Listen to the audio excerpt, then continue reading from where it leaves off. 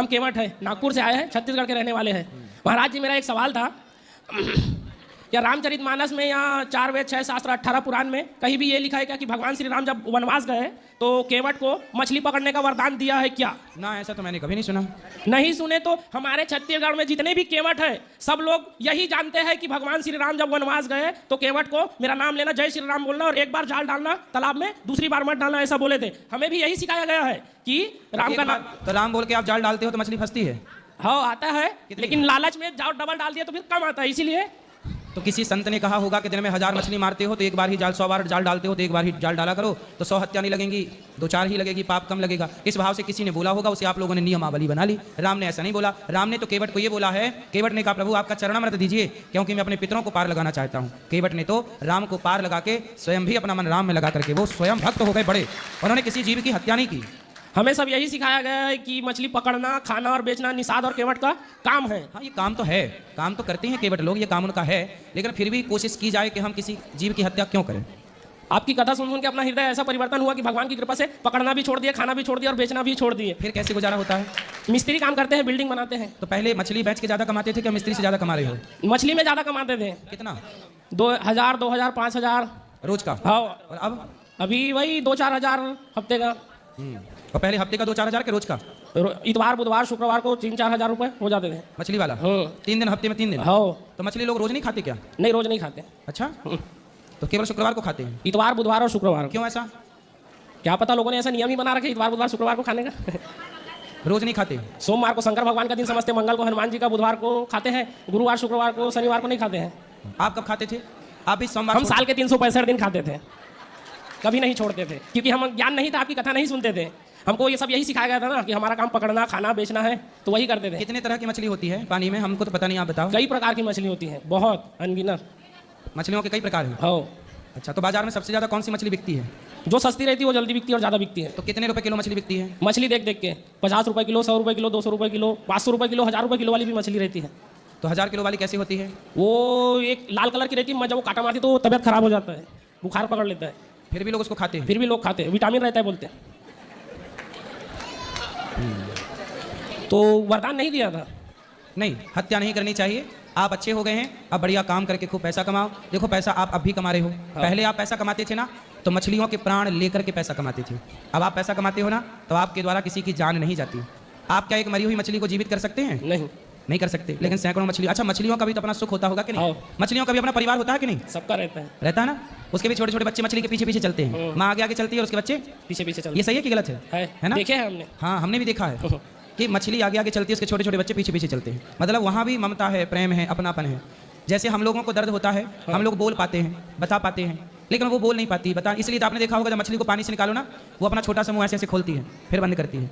वो क्या कहती है? उसकी आवाज़ होती तो वो कहती है कि भैया मैंने तेरा क्या बिगाड़ा है, क्यों मुझे मार रहा है? पेट भरना है तो तू दाल चावल सब्जी खा के पेट भर ले, क्यों तू मेरे परिवार से मुझे दूर कर रहा है? इसलिए बेटा बद्दुआएं किसी की नहीं लेनी चाहिए, ठीक है? आप अच्छे हो गए हैं, ठीक ठीक कमा रहे हैं, जो कमा रहे हैं उससे भगवान आपका पेट भरते रहेंगे सदा। रक्षक भगवान जी। हम सब ने तो छोड़ दिया, बस हमारे पिताजी को ऐसा समझाते कि जीव की हत्या मत करो, लेकिन वो अब बोलते हैं कि अब मेरी उम्र बीत गई, अब 2-4 ज़्यादा दिन रहा नहीं तो अब क्यों छोड़ू, ऐसा बोलते। सबने छोड़ दिया। मरते समय आप छोड़ दो, आप सुधर जाओ। वो सुधर जाओगे, सदगति होगी, वरना फिर नाली का कीड़ा बनना पड़ सकता है। उनको बहुत समझाते लेकिन वो अब छोड़ ही नहीं रहे। पकड़ूंगा, खाऊंगा, बेचूंगा, सबने छोड़ दिया। मेरा भाई, मेरी बहन। कहाँ पिताजी? पिताजी नहीं आए, बाकी पूरी फैमिली आई है।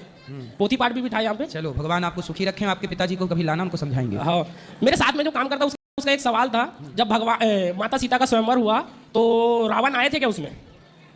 ऐसी किंवदंती है, ऐसी बातें करते हैं लोग। कहा? हाँ, कहे जब सीता मैया का विवाह हुआ था ना, स्वयंवर हाँ, उस समय रावण आया था। आए थे तो उसको निमंत्रण देने कौन गया था, ऐसा वो उसका पूछना है। निमंत्रण देने कौन गया था? हाँ, रावण को। तो मतलब मैं उसको निमंत्रण कार्ड भिजवाऊं?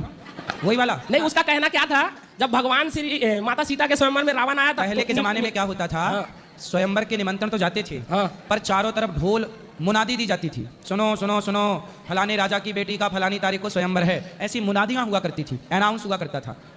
और जनक जी के यहाँ से कोई गया ना होगा, उसके यहाँ रावण अपने से आया था। तो उसका कहना क्या था, जब उसको निमंत्रण देने वाला निमंत्रण देने चला गया तो भगवान श्री राम को राम सेतु बनाने की जरूरत ही क्या थी? जैसा वो निमंत्रण देने वाला गया था वैसा राम भी चले जाता, ऐसा बोला ना। ऐसा कहना है उसका। जब विभीषण लंका से आया, विभीषण लंका से आए तो विभीषण जब रावण ने लात मारी, तो लात मारी तो विभीषण जी तुरंत तो लंका से राम के पास आए कि नहीं? उस समय तो सेतु नहीं बना था, पर विभीषण आ गए कि नहीं? अच्छा, हनुमान जी भी गए, तब भी सेतु नहीं बना था। तो हनुमान जी तो राम के भक्त हैं। जब भक्त बिना सेतु के छलांग मार के जा सकता है तो क्या राम नहीं जा सकते थे? लेकिन राम मर्यादा पुरुषोत्तम है, और राम जी बोले कि मैं मनुष्य का अवतार लेकर आया हूँ, और मनुष्य समुद्र को छलांग मार के पार नहीं कर सकता। मनुष्य बने हैं तो मनुष्य की मर्यादा में बन के राम ने सेतु का निर्माण कराया, जो कि मर्यादा थी। राम तो भगवान थे। जब राम का भक्त हनुमान छलांग लगा के जा सकता था तो क्या राम जी नहीं जा सकते थे? बोलो ना, उनसे बोलना कि राम में शक्ति थी, पर राम मनुष्य के अवतार में थे ना, इसलिए उन्होंने अपनी प्रभुता छिपाई और अपनी मनुष्यता प्रकट की, और मनुष्य तो सेतु से ही जाएगा। तो उसका एक और सवाल था, रामचरितमानस में कहीं भी ये नहीं लिखा है कि राम भगवान है, सिर्फ राम, ऐसा कहीं नहीं लिखा बोलते वो। आपको हम दिखा देंगे, कई जगह लिखा है। रामचरितमानस में ब्रह्मांड निकाया निर्मित रमाया रोम रोम प्रतिवेद कहें, ये लिखा। आप लोग स्तुति गाते हैं, भय प्रगट कृपाला दीन दयाला कौशल्या हितकारी हर्षित महतारी मुनि मनहारी अद्भुत रूप विचारी। ये पूरी स्तुति पढ़िएगा, यहीं आ जाएगा कि भगवान है। लिखा है बेटा, भगवान, राम भगवान ऐसा लिखा अच्छा है। ये बताओ, वो राम भगवान ना होते तो बिना सेतु, बिना खंबे का सेतु कोई इंसान बना सकता था? नहीं, वो तो मैं मानता हूँ, लेकिन वो मेरे साथ में जो काम करता है वो नहीं मानता ना, ऐसा लिखा ही नहीं है बोलते। मोबाइल में ऐसा छोटा मोटा वीडियो देख लेते हैं जो सनातन को बदनाम करते हैं। आप ऐसा करना, वो सवाल मेरे को पूछते हैं, मैं दिन भर जय श्री राम करते रहता हूँ करके। आप ऐसा करना कि रामचरितमानस लेके जाना, यहाँ 150 रुपया की मिल जाएगी, गीता प्रेस वाली, अर्थ वाली, वो ले जाना, आप पढ़ना, और उसमें जहाँ जहाँ भगवान आया है राम के लिए। राम कौन है? जय जय जय सच्चिदानंद जगदीशा, ये जगदीश है, भगवान है। भगवान राम कौन है? भगवान है, कई जगह प्रमाण है। आप ले जाना रामचरितमानस, पढ़ना, मिल जाएगा। और मेरा और सवाल था कि आप जो कथा बताते हो और पंडित प्रदीप मिश्रा जी जो कथा बताते हैं उनमें बहुत फर्क है। मैं आपकी भी कथा सुनता हूँ, उनकी भी कथा क्या सुनता हूँ। अंतर है? जैसा भक्त प्रहलाद को आपने कहा कि होलिका लेके बैठी होली में और वो जल गई और प्रहलाद नहीं जला, तो पंडित प्रदीप मिश्रा जी क्या कहते हैं, कोई बुआ अपने भतीजे को नहीं जलाती बोलते, और उसके पास एक चादर थी बोले वरदान वाला, और वो खुद ना ओढ़ते हुए मेरा भतीजा जल जाएगा करके अपने भतीजा को बचाने के चक्कर में खुद जल गए, ऐसा बोलते पंडित प्रदीप मिश्रा जी। तो आप सही बोलते हैं कि वो सही बोलते हैं? ऐसा है कि आपको यदि इस तरह से संदेह हो तो आपको एक बार पढ़ लेना चाहिए। नहीं तो आपको प्रहलाद जी की सारी कथा पढ़ लो, कहीं भी मिल जाएगी कथा, उसमें आ जाएगा कि तब से हमारे यहाँ आज भी सैकड़ों साल पहले से होली का त्यौहार क्यों मनाया जाता है, तभी से मनाया जाता है। होली का जली, प्रहलाद बचे, तब से होली मनाई जाती है। प्रहलाद जी की कथा पढ़ लेना, उसमें आ जाएगा ये सब कुछ। कल आपने कहा कि स्कूल की किताब बदल जाती, हमारी किताब कभी नहीं बदलती, तो आप भी तो वही पढ़ते हैं, वो भी तो वही पढ़ते होंगे ना। अब देखो, अब पता नहीं कि क्यों मतभेद है, लेकिन मतभेद इस बात पर तो नहीं है। अब क्यों है ये मुझे नहीं पता, आप भी गूगल से निकाल लो, गीता प्रेस की पुस्तक में मिलती है प्रहलाद जी की कथा, मिल जाएगी, 5-10 रुपए की पुस्तक, पढ़ लेना, उसमें सब कुछ मिल जाएगा। दूसरा अंतर बताता हूँ मैं, वो बोलते हैं कि इतवार को तुलसी में जल चढ़ाया करो, और आप बोलते हो मत चढ़ाया करो। नहीं, जल चढ़ाना चाहिए, इतवार को तोड़ने की मनाही है, तोड़ने की। देखो, सुनने का भेद है ना, तोड़ने का मना है, ना कि जल चढ़ाने का। इतवार को जल चढ़ा सकते हैं, जल चढ़ा सकते हैं, उसी चक्कर में हमारे घर में एक बार झगड़ा हो गया था। तोड़ने की मनाही है। और कई बार क्या है ना, श्रोताओं के सुनने में भी कई बार भेद हो जाता है, सुनने में भी कई बार सामने वाला समझाना कुछ चाहता है, आपने समझ कुछ लिया, कई बार मतभेद हो जाता है। और तीसरा अंतर है, आप बोलते हो सूर्य में जब जल चढ़ाते हैं तो पैर में छींटे नहीं आना चाहिए, वो बोलते हैं कि कुछ नहीं होता छींटे भी आए तो। देखो, जो हम भगवान को अर्पण कर रहे हैं, तो भगवान को अर्पण की हुई वस्तु तो प्रसाद हो गई ना, हो गई कि नहीं? और वो प्रसाद हमारे पाँव में आएंगे तो क्या सही है? नहीं। इसलिए सब चीज़ें ना ये भाव की दृष्टि से बोली जाती है, इन्हें भाव की दृष्टि से समझना चाहिए। और एक अंतर और है, आप बोलते हो कि भगवान श्रीमन नारायण आए पहले, फिर उनके उसमें से कमल निकला, फिर ब्रह्मा जी आए, फिर दोनों ने मिलकर शंकर भगवान को बनाए, और वो बोलते हैं कि शंकर भगवान सबके पिता है, नारायण और ब्रह्मा जी उनके बेटे हैं, ऐसा बोलते हैं वो, और आप नारायण को पिता बताते हो। सुनो, वो बात भी सही है, ये बात भी सही है, इसे कहते हैं कल्प भेद। वो बताते हैं शिव पुराण, हाँ। शिव पुराण में शिव जी से सृष्टि का क्रम है, हाँ। हम बताते हैं भागवत महापुराण, तो भागवत महापुराण में भगवान नारायण से सृष्टि। अब ये क्या है, जैसे आपके घर में आपकी माँ है, हाँ। बहन है, हाँ। चाची है, हाँ। कभी आपके घर का काम आपकी माँ कर लेती है, हाँ। तो कभी काम वही वाला आपकी दादी ने कर लिया, हाँ। कभी वही काम आपकी बहन ने कर लिया, हाँ। काम तो वही है, पर कभी इन्होंने किया वही काम, कभी उन्होंने किया। उसी तरह सृष्टि को उत्पन्न करना, कभी भगवान नारायण सृष्टि को, ब्रह्मा विष्णु महेश 3 शक्तियां नारायण से प्रकट होती हैं, तो कभी भगवान नारायण कहते हैं शंकर जी आप कर लो। गणेश पुराण पढ़ोगे तो गणेश जी से मिलेगा, देवी भागवत पढ़ोगे देवी भागवत से मिलेगा, तो काम वही है, सृष्टि उत्पन्न करना, पालन करना, संहार। तो कभी भगवान ने शिव जी को आदेश किया कि आप कर लो, कभी दुर्गा जी को कहा आप कर लो। इसलिए हमारे यहाँ पंचदेव उपासना है। सनातनी को ये 5 बात समझनी चाहिए, भगवान नारायण, भगवान शिव, भगवान माता दुर्गा, भगवान सूर्य और गणेश जी, ये 5 की उपासना सनातन में होती है। और ये 5 जैसे उंगलियां 5 हैं पर मूल में हाथ एक है, उसी तरह हरि हरि और न भेदा, हरि मतलब नारायण में और शिव में कोई भेद ही नहीं है, अलग अलग कल्प में ऐसा है। आप बताओ, रामचरितमानस में ना 4 रावणों की कथा है। राम ने किसको मारा? रावण को, श्रीलंका के रावण को। रावण को मारा। अब रावण कौन था? एक बार प्रताप भानु रावण बना, एक बार जय और विजय रावण बने, एक बार भगवान के शिव के गण पार्षद गण रावण बने, एक बार जलंधर रावण बना। ये 4 रावणों की कथा तो भागवत जी में है। अब ये बताइए कि इन 4 रावणों को राम जी ने किसी कल्प में, कल्प जानते हो क्या कहते हैं? एक ब्रह्मा जी के एक दिन को एक कल्प कहते हैं। एक दिन मतलब ब्रह्मा जी का एक दिन इतना बड़ा होता है कि ब्रह्मा जी के एक दिन में 1000 बार चतुर्युग बीत जाते हैं। एक दिन में 14 मनवंतर होते हैं, 73 चतुर्युग का एक मनवंतर। अभी वैवस्वत मनवंतर चल रहा है, वैवस्वत मनवंतर का 28वां कलयुग चल रहा है। इस कलयुग में भगवान श्री कल्कि भगवान का अवतार होगा।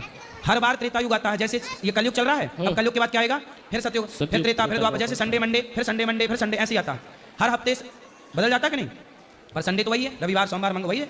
उसी तरह कलयुग के बाद फिर सतयुग आएगा, फिर त्रेता, फिर द्वापर, फिर कलयुग, फिर सतयुग, फिर त्रेता, ऐसे ही क्रम चलता है। तो धर्म संस्थापनार्थाय संभवामि युगे युगे, किसी किसी युग में भगवान अवतार लेते हैं। तो किसी युग का सृष्टि का क्रम नारायण करते हैं, तो किसी कल्प का सृष्टि क्रम शिव करते हैं, तो कभी गणेश। वही अनेक अनेक पुराणों में अनेक अनेक कल्पों की कथा लिखी गई है।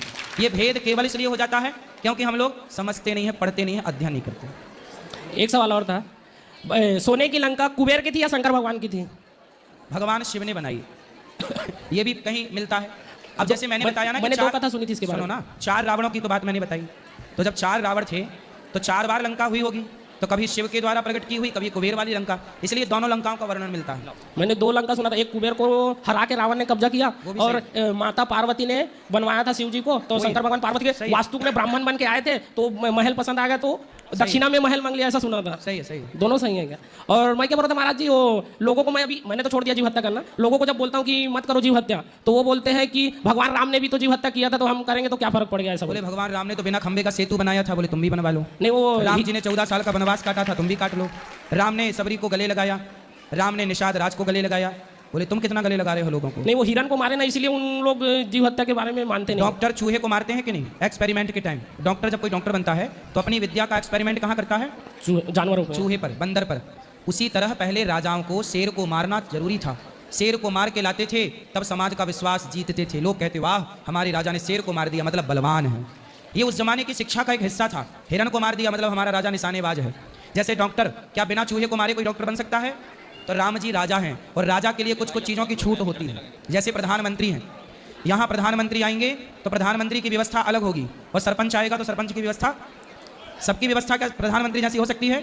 ऐसे ही राम राजा हैं और राजा की व्यवस्था अलग होगी, प्रजा की व्यवस्था अलग होगी। राजा को उस दृष्टिकोण से, शिक्षा की दृष्टिकोण से शिकार करना उनका धर्म था। मैं क्या बोल रहा था महाराज जी, और हमारे साथ जो काम करते हैं बहुत से लोग ने यीशु प्रभु में धर्म परिवर्तन कर लिया। उसको कैसे समझाऊं? बहुत समझाता हूँ, नहीं समझते वो लोग। वो क्या धर्म परिवर्तन करके क्या बन गए? यीशु प्रभु में चले गए, हमको उसमें लाभ मिलता है। यीशु प्रभु कब से हो गए? ऐसा वो लोग बोलते हैं, मैं नहीं बोलता। मैं तो उनको मतलब आप जो जैसा समझाते हैं वैसा समझाता हूँ मैं। देखो किस तरह से क्रिश्चियन लोग